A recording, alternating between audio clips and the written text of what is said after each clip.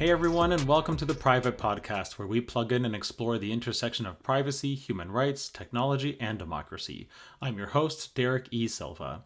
Today we're speaking with Gilad Edelman. Gilad is a senior writer for Wired, covering the intersection of tech, politics, and law. Before that, he was executive editor of the Washington Monthly. Welcome to the show, and now over to the conversation with Gilad Edelman. Gilad, thanks you so much for spending some time with us here on the Private Podcast. We really appreciate it. Yeah, thanks for having me. Terrific. Read your bio. Very interesting journey into journalism. So definitely want to talk about that. But from your own perspective, tell us a little bit about your background and how you ended up becoming a journalist and working with Wired. Sure. So, journalism was something that I was always interested in as a kid. We had a lot of, magazines and newspapers in my house growing up. I did the high school newspaper, and then I got to college and just did not do any journalism stuff. I don't really know why. I think maybe it seemed like too much work, and I wasn't industrious enough. So Right. I kind of moved away from that. And then after college, I was so my other thing was playing music. Was arguably am a jazz saxophone player, and Cool. after I graduated from Columbia in New York City, I was trying to make it as a jazz musician. And to pay the bills, I was teaching test prep, and that's why I took the LSAT, the law school admission test, and I was teaching LSAT classes. And then I had this LSAT score kind of burning a hole in my pocket, and I wasn't that into the music thing. So I ended up at Yale Law School. And while I was there, that's when I realized, wow, I really hate legal work. I don't want to be a lawyer. I've already tried the music thing. I don't want to be a lawyer. What else am I interested in? Oh, journalism. My parents are going to hate me if I don't pick a career soon. You're right. Yeah. Well, it's funny. They were enthusiastic about all three of these things. Oh, I yeah. think they'd be thrilled if I were a writing saxophone playing lawyer. I think would be I thought the you might say ideal. rodeo clown, but I guess not. Um, and so while I was the secret about Yale Law School is that it's the hardest one to get into, and also the hardest one to fail out of. So, in other Oh, words, once you're there, you can kind of do whatever you want. So I okay. was able to my last 2 years there really focus on journalism stuff. I found some great mentors both in the school and in New Haven, and started getting some experience while still finishing school. And then after I graduated, I was freelancing, writing about legal topics. And then one of the places I was freelancing for is this magazine called Washington Monthly in DC. And they liked what I did. So I got hired there in the fall of 2016. And so I moved to DC at that eventful time.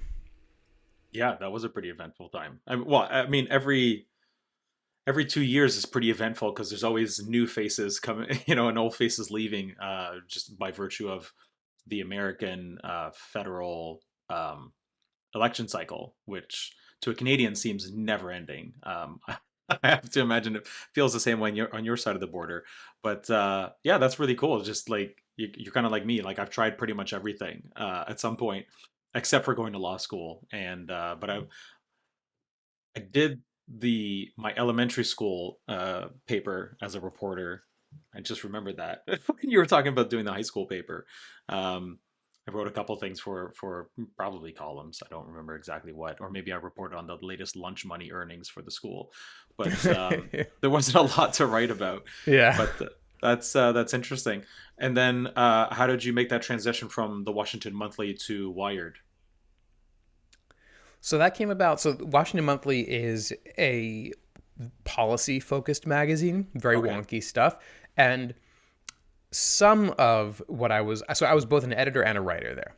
And I ended up both editing and writing some stuff related to big tech Hmm. and antitrust and that cluster of issues. Yeah. And then when Wired had an opening for somebody to write about tech and politics and policy, I knew I was friendly with the editor in chief at the time. He had been following my work, and so he suggested that I apply for that, and so uh, I had just enough kind of tech policy chops to not be a ridiculous person for the job. Yeah, well, and I guess you came with a little bit of cred too, which doesn't hurt. Like if somebody, the editor chief of your potential new employer is already following your work, I guess that doesn't hurt. But that's great. Obviously, you were doing something right if somebody like that was reading your work, paying attention, and encouraging you to apply. Good stuff. So, in recent history, what are some of the biggest stories then you've been covering for Wired? Well, I feel like my beat kind of and my interests kind of go through phases. So 2020, there was so much. I mean, 2020 was just insane, right? It was just the Yeah, craziest year ever, yeah, and there was so much for me to cover. And this is back when you know everybody was kind of jumping on the coronavirus story because Wired is not just a tech magazine, we're a science magazine. It's a science story, and so you had Trump and his ridiculous policies around COVID, essentially trying to make it worse. And you had a really big story in 2020 was how the social media platforms are responding to all this, and they're beginning to fact check Trump and all that stuff. So I just yeah. that whole thing, sort of the issue of content moderation and how the platforms were dealing with Trump, dealing with the pandemic, all that stuff was just felt like hair on fire, and I was covering that a lot. I also was covering a lot of ad tech stuff, which was just a pre-existing interest of mine. Sure. And then 2021, the big things I did, I wrote a cover story about Section 230, which we can talk about if you want. And I wrote, I was part of the consortium of journalists who had access to the so-called Facebook papers. Okay. So that was another big thing that I worked on. And then finally this year, I've recently been getting more interested in blockchain related stuff, and especially this nebulous thing called Web3. Good stuff. Yeah, you've actually. I'm not signed into my Wired subscription in Brave Brave browser, unfortunately. So I can't go read the story for free.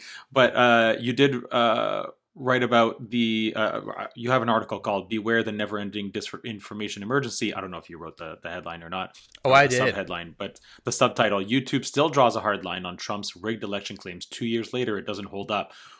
Without giving away reasons to subscribe to Wired, which I am. I just, like I said, I'm not signed in on Brave. Can you give us a little bit about what that article is about, what you were uncovering, like what's the 2 years later, what doesn't hold up, Trump or YouTube or both? So I had been thinking about this for a while recently. This idea that okay, so we have to go back in time a little bit. Until Sure. 2020, you have to remember that the social platforms took a very, very light touch with misinformation. So, they've always Hmm. banned stuff like racism and abuse and, threats, all that kind of. There's always been stuff that's against the rules. But Right. it was actually very rare, if it happened at all, for stuff to be against the rules because it was false. Right, false but not a threat or racist or one of these other banned categories. Right. And two things in 2020 really changed that. The first was the pandemic, because it felt like, look, this is a real emergency and people's access to true or false information could be life or death. And so Yeah. the Or at least true in the platforms, moment, yeah, which happened like every 2 weeks. right, But this right. is There's what's that. true right now. Absolutely. I mean, it raised all these difficult questions of what's true, which authorities should be trusted. But I think the platforms, Yeah. to their credit, recognized, look, we got to do something here, because things were moving so fast, in fact, exponentially. Hmm. And so that's where you got policies around COVID misinformation and, also affirmative efforts by the platforms to elevate reliable information, which is probably in hindsight just as important as whatever they did about misinformation. Sure. And then the second thing that happened in 2020 was you had this election where it became clear that the Trump campaign was going to lie not just about the normal stuff that Trump lies about, but about the mechanics of the election itself, specifically about vote by mail. You saw this Hmm. strategy of delegitimizing vote by mail, which was itself a reaction to the pandemic, right? People, they were, Right. it feels like ancient history, but in 2020 in the United States, people were like, "Oh shit, how do we do?" Sorry, I shouldn't curse on a Canadian podcast. It's People no. were like, You can uh, curse. It's okay. We don't market this towards children. And if my 13-year-old or soon to be 13-year-old hears it, he's heard it all before. These are all grandpa words. So, okay, noted. People realized that people were freaked out about the idea of everybody getting together to vote heaven forbid. during a pandemic. So that led to the expansion of mail-in voting, and then that led to Trump Right. saying, "Oh, mail-in voting is all rigged," blah blah blah blah blah. And so the platform started. That's what instigated Twitter's first ever fact check on a Trump tweet. So Hmm. the reason I highlight these two things is that these are examples where the platforms were imposing rules that were about truth and falseness as a category of what's allowed and what's not allowed.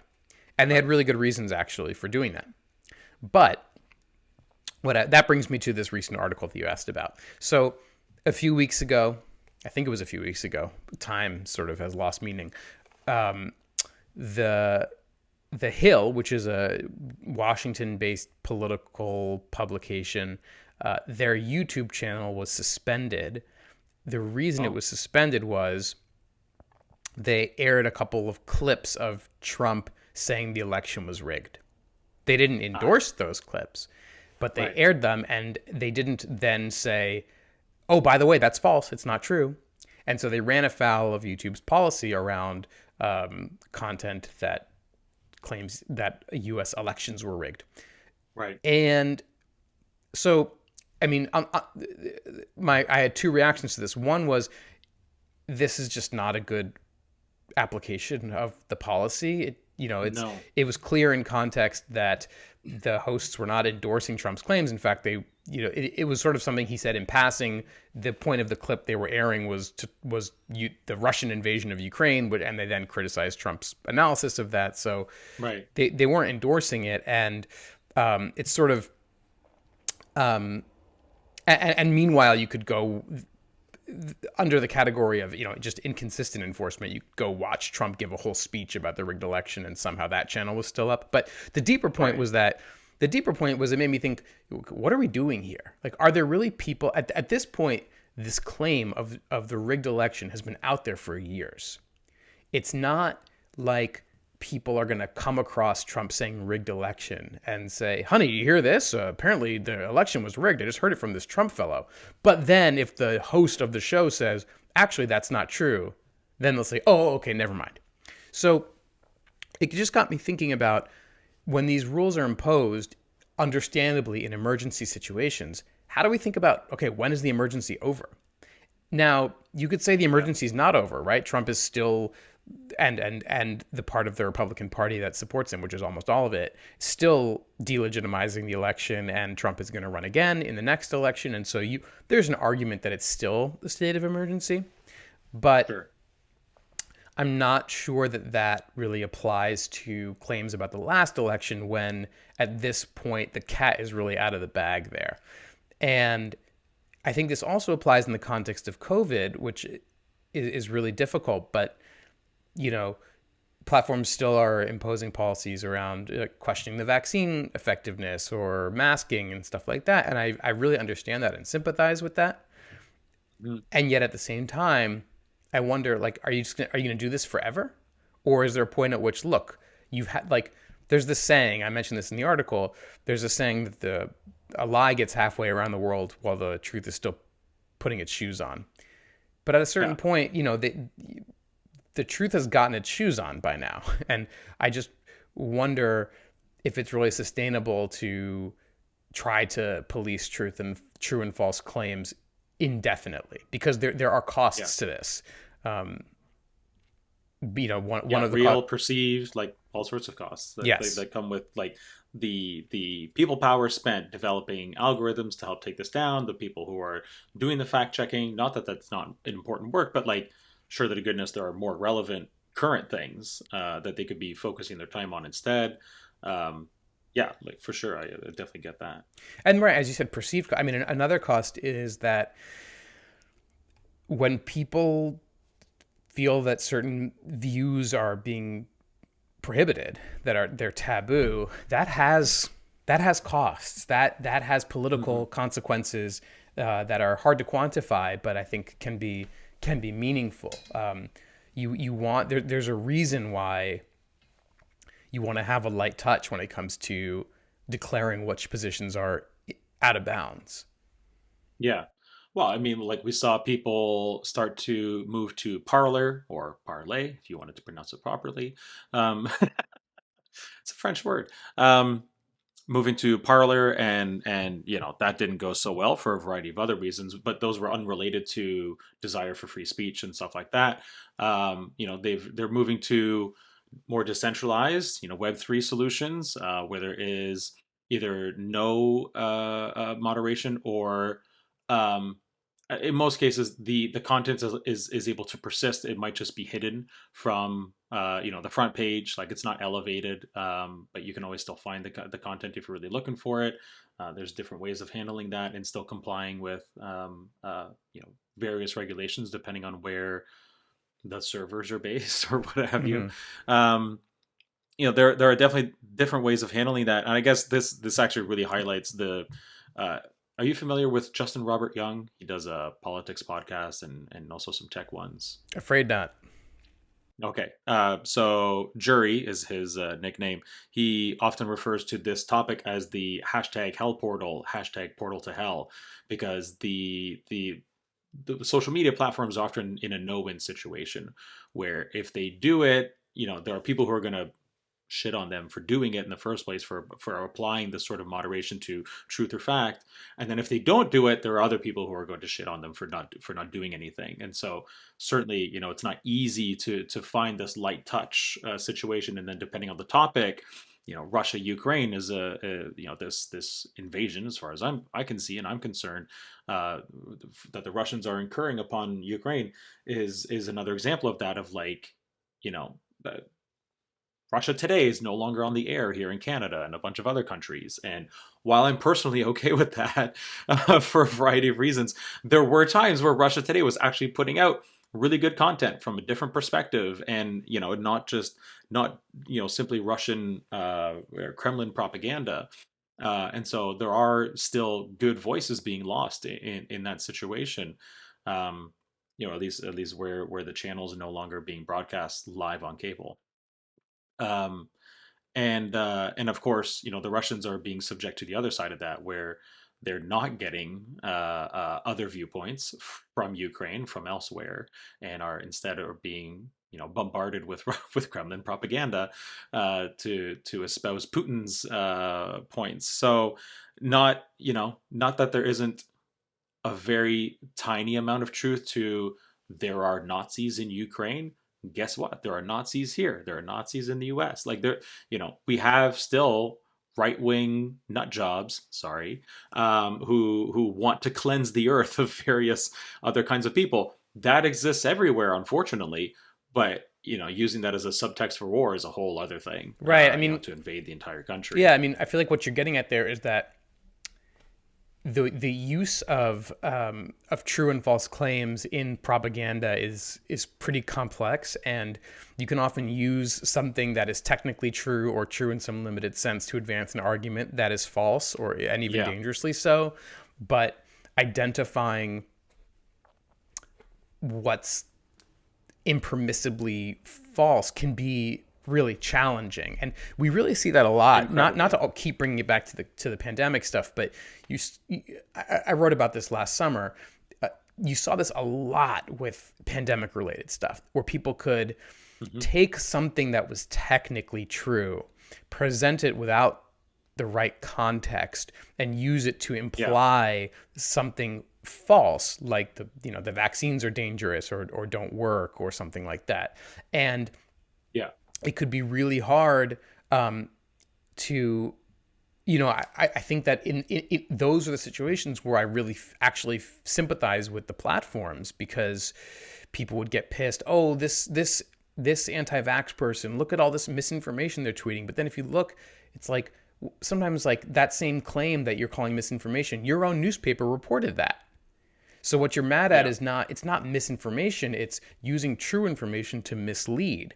And while that can be just as bad, I really don't want, that is way too much power to give internet platforms to say, okay, go crack down on things that might be technically true, but they're being used to mislead people. I mean, you're Yeah. handing over way too much power if you expect that Yeah. level of policing to be done by tech companies.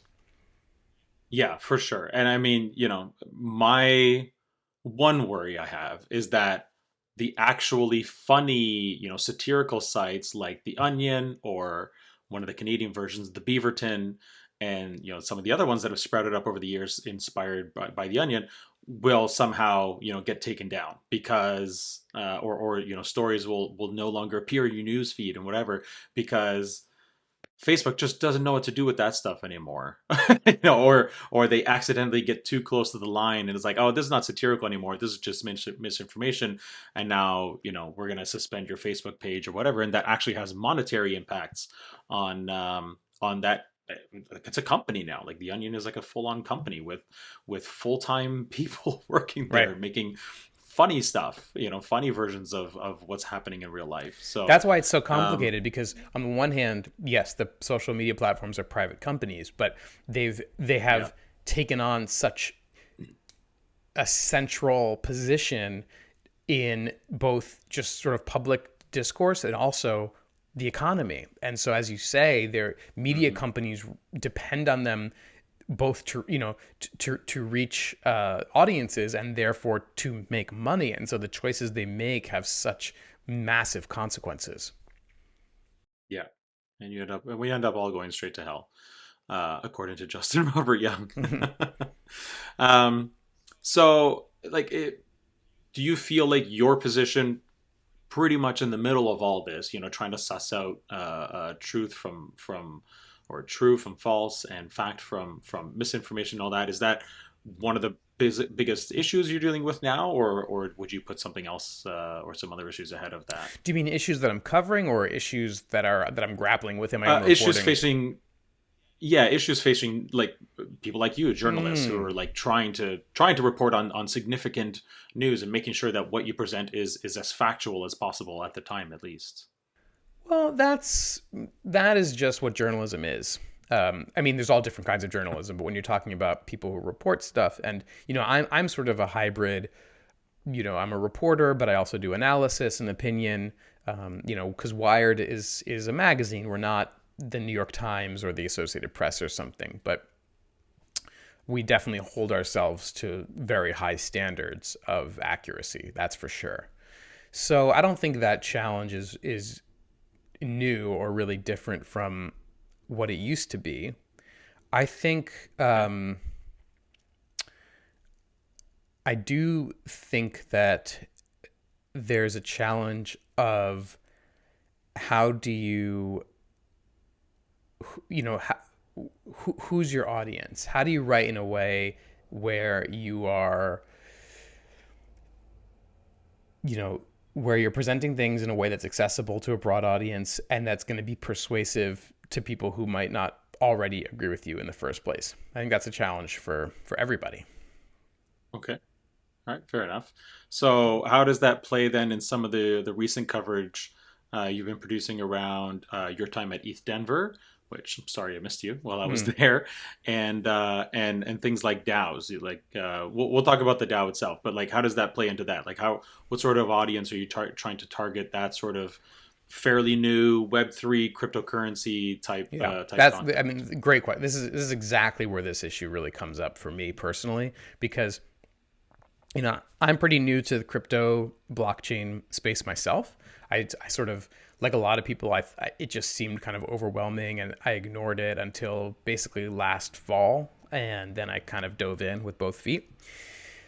It's a really hard thing to cover because there's even more than most issues. There's a really wide chasm between people who know about it and are interested in it and people who are not. If you might not be someone who reads a ton about like crime statistics, but you could understand it if you came across a story about that. Whereas when Right. it comes to crypto and blockchain stuff, there's such a steep learning curve. There's such a large amount of kind of foundational stuff that you need to know about before you can get to the really interesting stuff, or the cutting edge stuff, that it's hard to hit that sweet spot where you're not just writing for the existing crypto audience, but at the same time you're writing stuff that they would be interested in as well. That is sort of not just repeating the basics. So that's kind of the challenge there. It's like you don't want to, now with Wired, the nice thing about Wired is, we're a tech focused magazine. We can sort of assume, I don't have to, in every article that I write, I don't have to say this is what a blockchain is, right? Um, Yeah. but at the same, There are other ones that already exist to do that. right. But at the same Yeah. time, you do you need to hit that balance of giving the reader enough context so that if they're a little bit less familiar, they can come along for the ride, uh, and without explaining every little bit by bit, so that you're 2,000 words into the article and you haven't gotten to what you really want to talk about. That's fair. Your DAO, did you? I was just breezing through Mm-hmm. here. So first of all, great, fairly succinct explanation of a DAO. At a high level, I think that's great. Looks like you got some street cred referring to the people building it as your core devs. Mm-hmm. Good for you. That's definitely a term that often gets thrown around. Um, did you end up with LMAO DAO? How is that going? How is your DAO? Have you raised any funding? Have you issued any tokens? Right. Where are So things at? so heading into ETH Denver, I had the idea that it would be fun to make a DAO myself as sort of a stunt and just to learn more of the nitty gritty about how they work. And should I assume that your listeners know what a DAO is? Should we explain it? You can give the more or Sure. less the same like elevator pitch here that you Sure. did in So the article, so just yeah. in So case. briefly, Why DAO not? stands for Decentralized Autonomous Organization. It's very buzzy in Web3 world, and the idea is that people buy in to a group, or are given the tokens. But the point is that it's a group that you have to have some specific token to be a member of, and then the members Yep. get to vote on stuff. And in its purest form, basically what you're voting on is just how to spend the tokens. There are a lot of people, however, trying to build DAOs that do more than just vote on how to spend tokens, and mine was an example of that. So, a friend of mine was going to be at the conference. He is a programmer. He knows what he's doing, and so we decided to create a DAO. And we wanted it to be funny, so we came up with LMAO DAO, or Lmao Dao, and decided to make it a comedy contest. And the idea that I came up with was, let's have the contest be, let's just use an existing contest, which was the New Yorker magazine. Every week they have a cartoon without a caption, and the contest is to come up with a funny caption. So that Right. was like a little off the shelf option for us. So that's what we did, and we just created a token, Lmao coin, and just gave it away, because I think there'd be ethical issues, certainly, if if I get real money involved here as a journalist. So this is definitely a pro bono. If people want to start buying and selling the Lmao, I guess I can't stop them, certainly.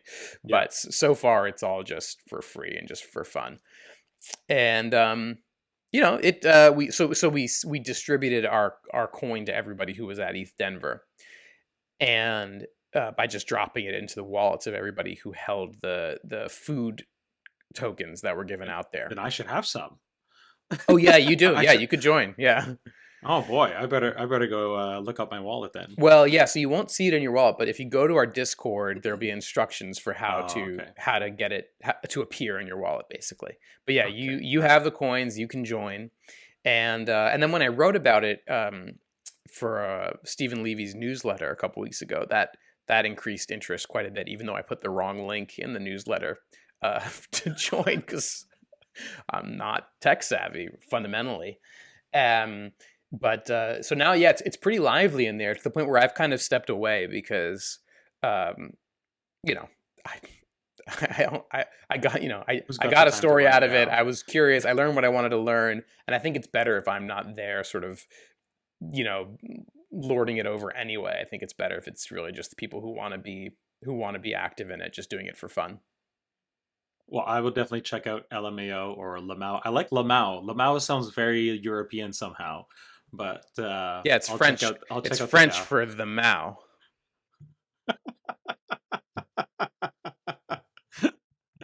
Good stuff. Yeah, I guess if you were one of the sponsors at ETH Denver and you're listening to this, make sure you go to lmaodao.io.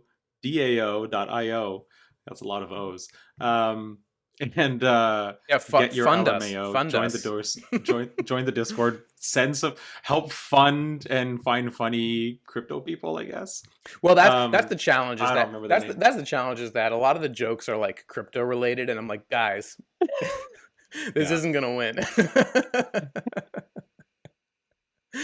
Oh, I really like the icon. It's a very nice geometric Yeah, shout out to my man uh, Duncan who joy just created emoji. that really cool custom emoji.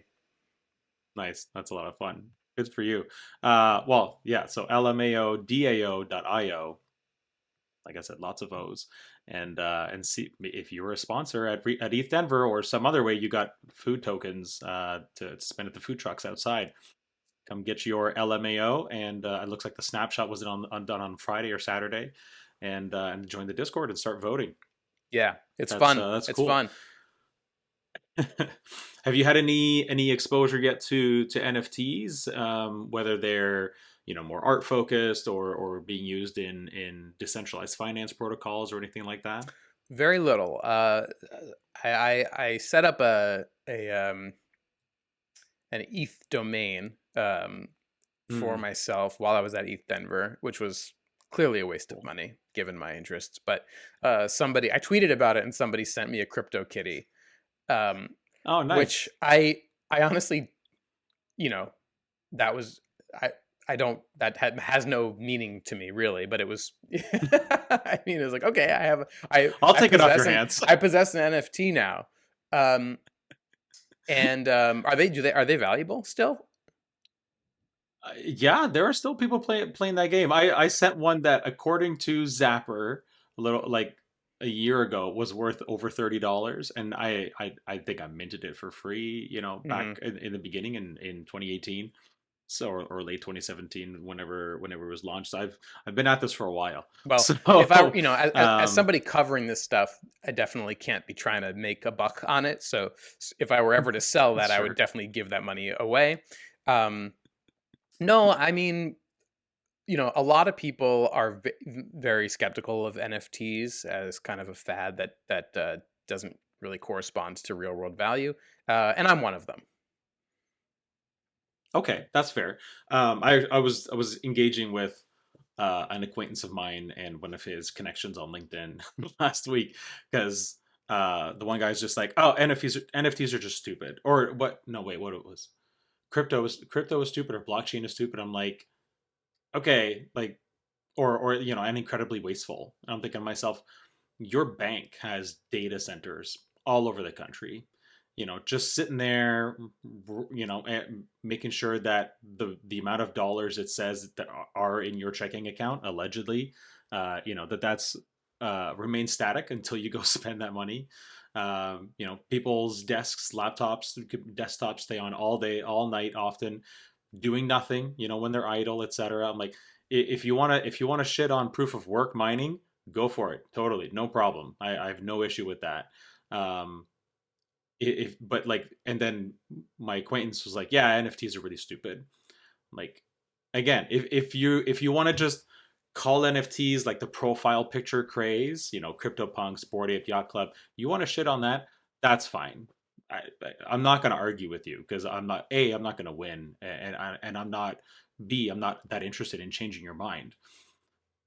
but NFTs is like, it's like a smartphone. It's a technology, right? And so what you do with it is ultimately what matters. And you know, we don't need to have a big talk about it here, but basically, I ended that thread of like, just because you haven't found a use case that works for you yet doesn't mean the entire technology is stupid, right? Like, because you could say smartphones are stupid, microphones are stupid, insulation is stupid.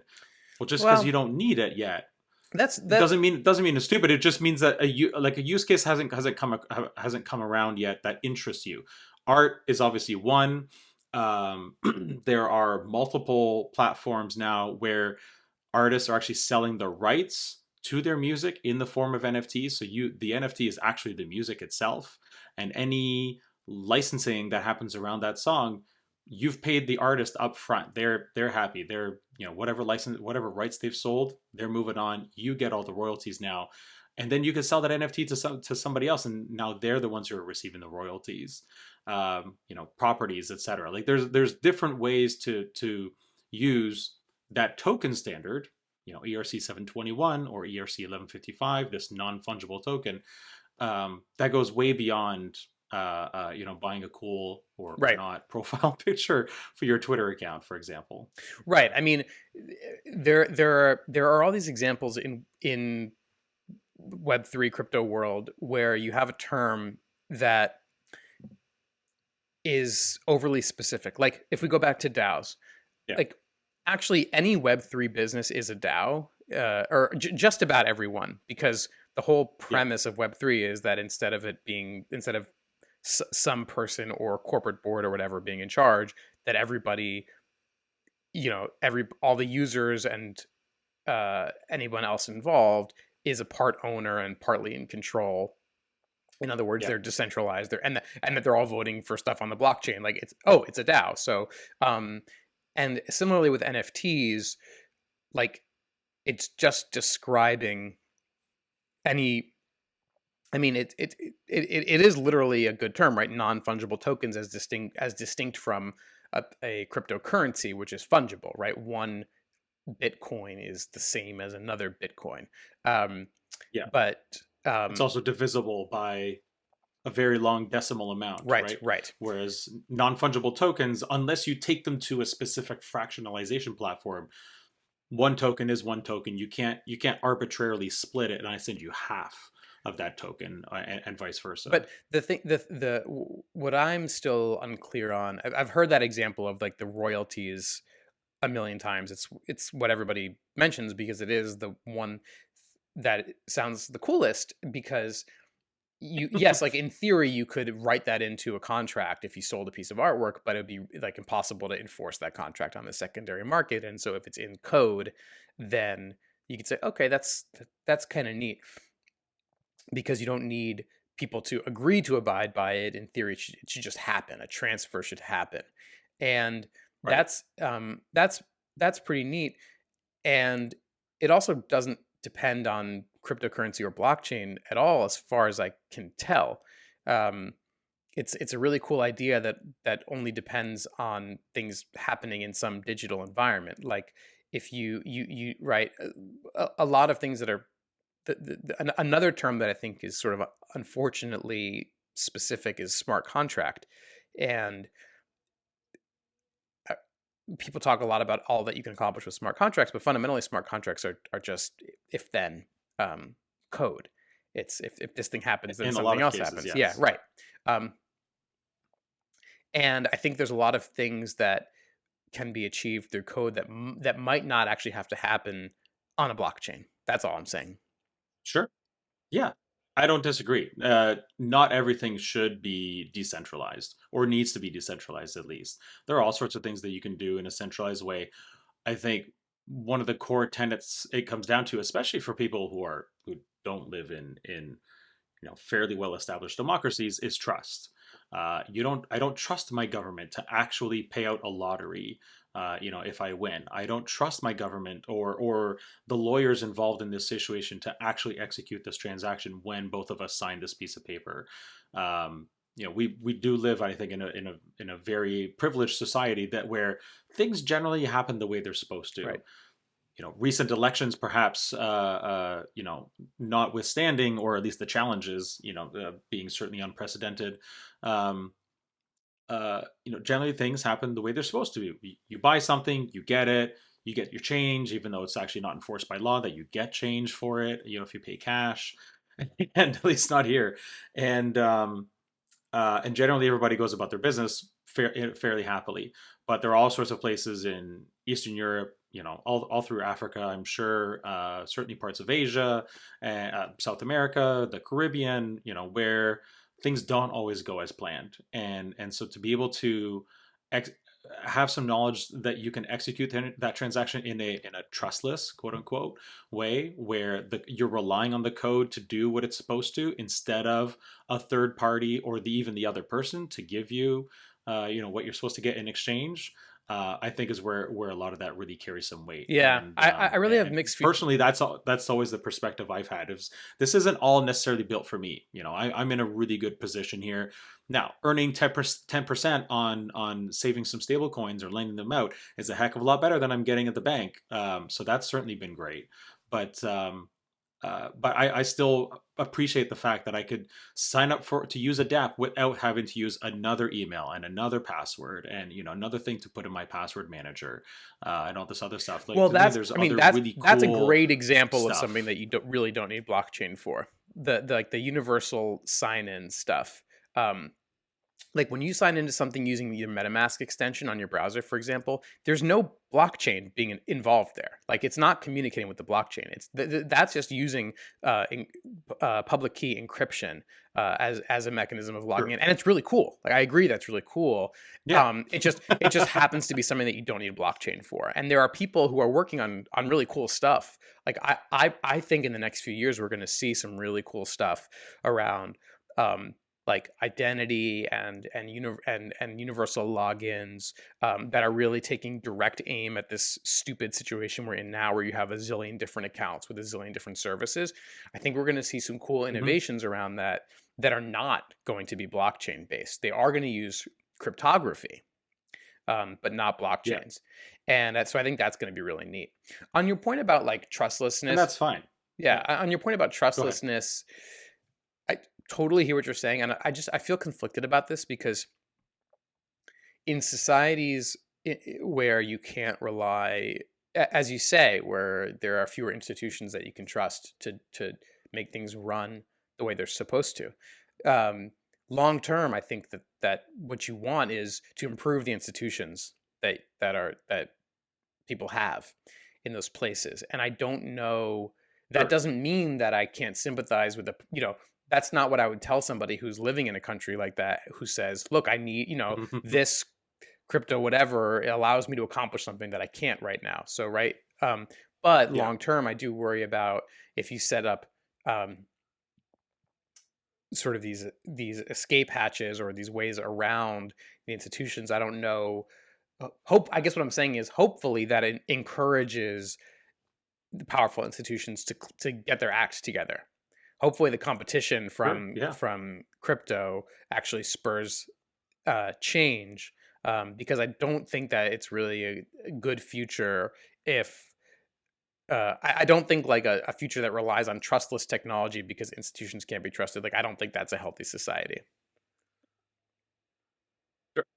I don't disagree. Ideally, that's exactly what would happen: is they get their shit together and they actually improve. They do what they're supposed to do, which is help make things run, help, at least in my mind, help give people the tools they need to improve their lives. I'm not, I'm certainly not looking for handouts. I don't expect the government of Venezuela to all of a sudden start doling out all their money to the people, even though that's very much a failed government, and I think in most ways. Um, but I don't.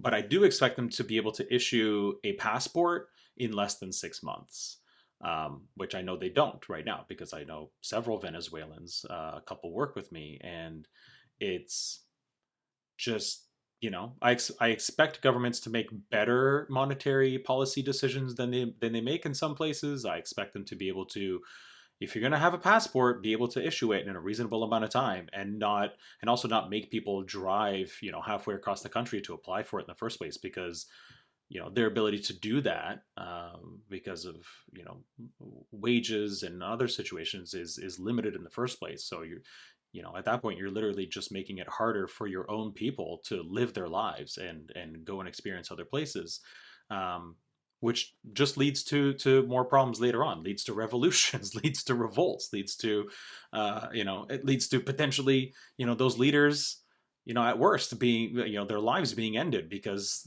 things just go haywire. And I'm not a, as Peter McCormack said on the podcast a little while ago, I'm not a crypto anarchist. But in the meantime, I do feel like people deserve better tools for themselves in a lot of situations. And even if this is a stepping stone to something else, at least for now, personally, I'm okay with that. And I ultimately, I think both will continue to coexist. And even the harder some governments crack down on it, the more it'll make people want to use it in the first place. In some ways, no, nothing makes me want. There are a few things that make me want to use something more than somebody telling me I can't, Mm-hmm. except for drugs. Drugs out the window, not my thing. Tell me I'm not allowed to go drive, this cool car. I will find a way to go drive that cool car. All right, we're coming up to time here. But you mentioned Section 230 earlier. This is basically a law that allows Twitter, Facebook, Pinterest, to LinkedIn, etc., um, not to have to take every single thing down off the internet, because unless they do want to engage in high levels of moderation. But in a lot of ways, it's what allowed social media platforms to flourish, at least in the early days. Um, where's that debate at now, and where do you think things are going there? Like it seems like every solution that comes up gets voted down for some reason or another, or whether it's an amendment or a completely new law to The replace basic it. challenge. So the the thing that makes Section 230 most controversial is that it shields online platforms from being legally liable for things that users post. And but as you say, it also shields them from liability that stems from them deciding to crack down on stuff that users post. And the reason that it's a Yeah. really intractable issue in American politics is that the two parties have diametrically opposed problems with Section 230. So Democrats criticize it for giving tech companies too much protection, too little responsibility over what's on their platforms. And then Republicans criticize it for allowing uh, the platforms to do some content moderation. So, in other words, Republicans think, oh, Section 230 is letting them censor us. I should say Republicans say Section 230 is letting companies censor us, because I think there's a lot of kind of Right. gamesmanship here where it's just a way to kind of complain and work the refs and sort of have something to threaten them with. So, given that to oversimplify, given that Democrats want more content moderation and Republicans want less, getting a bipartisan uh, change to the law seems really, really difficult. Okay, fair enough. I don't disagree. Unfortunately, I think that's. It seems like it's just going to continue to persist as is until until somebody comes up with some way to break the stalemate, and I don't know if that'll ever happen. At least not in the near future. Uh, Gilad, thank you so much for spending some time with us here on Private Podcast. If people want to read more of what you've been writing and producing, where should they go? They should just go to Wired. Yeah, Wired.com. Type in Gilad yeah. Edelman. Your name will be in the show And notes. they can follow me on Twitter, and All they can right. send me NFTs to my .eth address. And what else can they do? They can join. Is it just your Yeah, it's name, my like name. Gilad Yep, Edelman yep. dot And eth? they can Okay, join the DAO that I created. I mean, I'm really. I would say of I'm course. multi-platform at this point. You are. You're gonna be huge in Slovenia any moment now. All right. Or Yeah, Japan, that's the whatever. dream. All right. Thanks a lot. And until next time, everybody, stay free.